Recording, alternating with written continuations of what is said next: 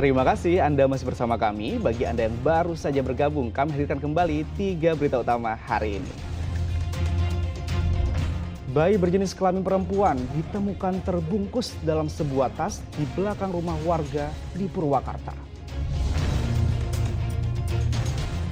Ribuan tenaga honorer mendesak pemerintah Kabupaten Sukabumi untuk serius mengurus nasib mereka agar diangkat menjadi pegawai P3K.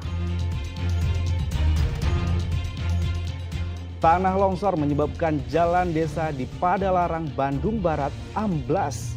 Jalan terputus, warga sulit beraktivitas.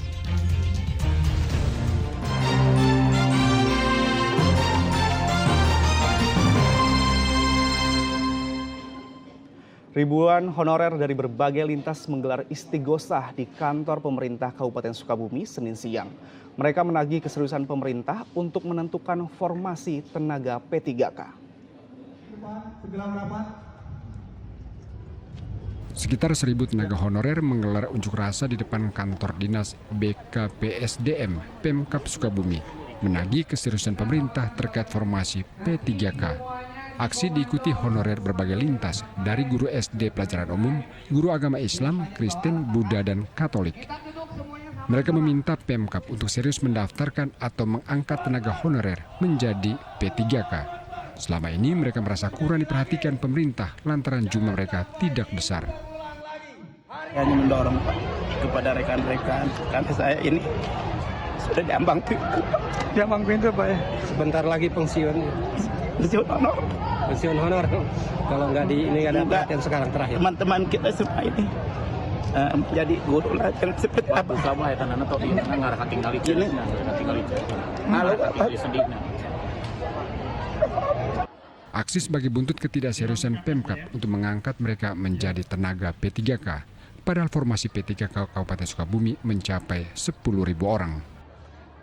Sebagai calon aparatur sipil negara tahun 2024. Jadi yang 10.000 orang itu mereka adalah sebagai pembantu ujung tombak pelayanan dasar. Karena ASN yang ada tidak bisa memenuhi tugas-tugas pemerintahan yang ada. Jadi dibantulah oleh mereka.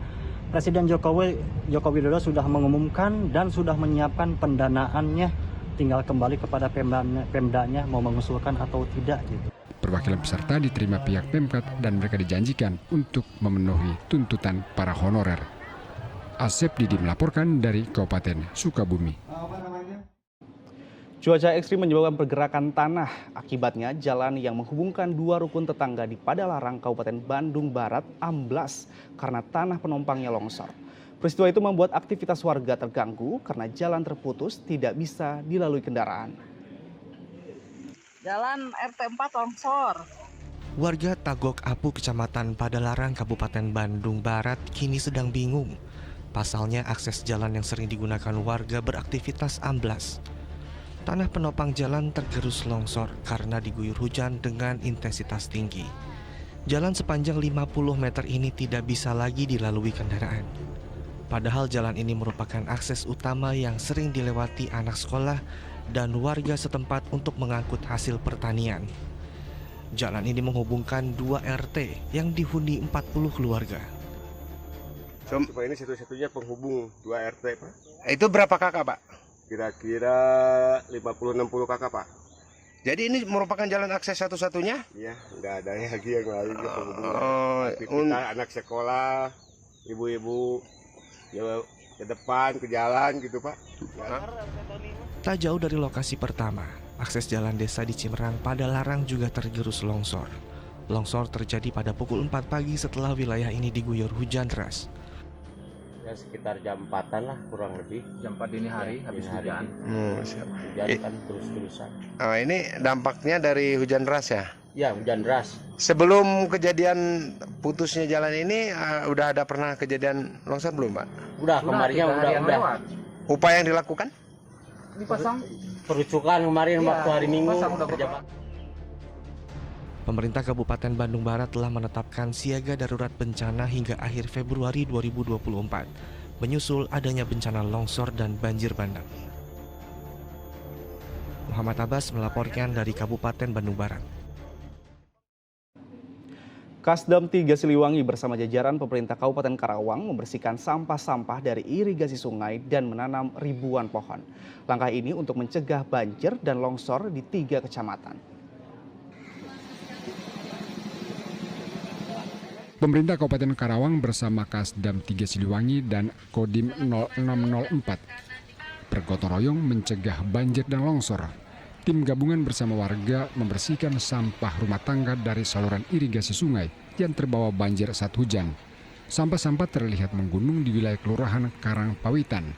Tim juga memotong pohon yang menghalangi saluran air irigasi sungai. Alat berat juga dikerahkan untuk mengangkut sampah lalu dibuang ke tempat pembuangan akhir. Pembersihan sampah-sampah yang ada di kali-kali yang ada sungai di daerah ini. Tentunya harapan kita bukan hari ini saja kita bekerja ini, mudah-mudahan masyarakat sadar untuk membuang sampah dan untuk mengumpulkan sampah ke tempat yang benar, sehingga langkah ini untuk mencegah banjir dan longsor yang terjadi di sejumlah kecamatan seperti di Teluk Jambe Barat, Teluk Jambe Timur, dan Cilamaya. Kami beserta Forkopimda dan kemarin ada 3 kecamatan sebetulnya yang Teluk Jambe Barat, Teluk Jambe Timur, dan Cilamaya. Tapi alhamdulillah banjir di Teluk Jambe Barat yang Karangligar, alhamdulillah kita bisa memaksimalkan. Akan kami beserta Forkopimda sudah berkoordinasi juga dengan BBWS, bahkan Kementerian PUPR juga sudah hadir. Dan tentunya ini akan ada penanganan yang mana insya Allah di tahun 2025, ini jangka panjangnya pun di situ pun akan dipasang untuk sepel. Selain itu tim juga menanam 5.000 pohon di lokasi rawan longsor di Kecamatan Teluk Jambe Timur. Samsun Nursa melaporkan dari Karawang. Petugas gabungan membersihkan sungai di Pantura, Subang, dan Kota Banjar sebagai bentuk pencegahan banjir saat musim hujan. Mereka membersihkan sampah dan tanaman yang memenuhi aliran sungai. Tim gabungan dari TNI, polisi, BPBD, dan warga di Desa Cimalaya, Girang, Kecamatan Belanakan, Subang turun ke sungai. Mereka membersihkan sampah serta tanaman eceng gondok di aliran sungai. Sampah dan eceng gondok yang sudah diangkat dari sungai kemudian dibuang ke tempat pembuangan sampah. Aksi bersih-bersih sungai ini dilakukan sebagai bentuk antisipasi banjir saat musim penghujan. Menghadapi musim hujan yang sudah mulai khususnya di Kabupaten Subang. Ini kita terus melakukan bersama-sama TNI, Polri, dan Forkopimda. Ada hadir juga di sini dari BPBD, Tagana, kemudian dari masyarakat setempat, dari aparat pemerintah desa, semuanya bergotong royong dalam rangka meminimalisir dampak dari curah hujan yang makin tinggi. Hal serupa juga dilakukan petugas gabungan di Kota Banjar. Mereka membersihkan sampah yang ada di aliran Sungai Ciroas.